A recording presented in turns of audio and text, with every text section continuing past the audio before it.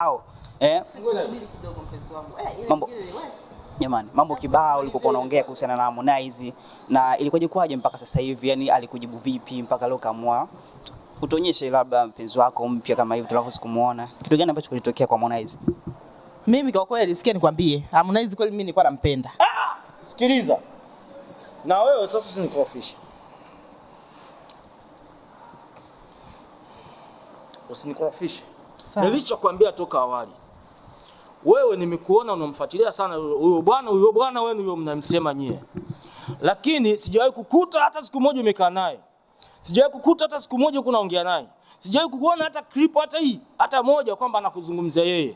Sasa nilichokuambia unapokuwa na mimi tunakaa tumetulia tuzungumze mambo yanayonihusu mimi na wewe. Usilete habari za Harmonize hapa mama. Unanikosea kwa sababu angalia, si kwamba mimi napenda, ndio maana kutoa out tunakuja tutumie chochote kilichopo. Sasa usitaki kunifanya kuonekana namna gani mama? Vipi tena ndugu yangu? Okay. Ningependa kufahamu labda nyie msipende kufuatiliana sana. Haya mambo nini ndio mnasababisha?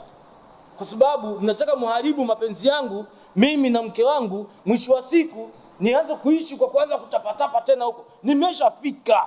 Nakwambia nimeshafika. Sawa, inatosha, umeshafika tayari. Tungependa kufahamu shemeji yetu labda yeye ni mtu aina gani? Labda yeye analizisha na mambo gani? Maana kwa muonekano wake alafu hivyo yani ni mtu aina gani? Anafanya shughuli gani mjini hapa? Hiyo ni mambo ya private na mpenzi wangu. Vitu vyetu huwa hatupendi kuweka waziwazi.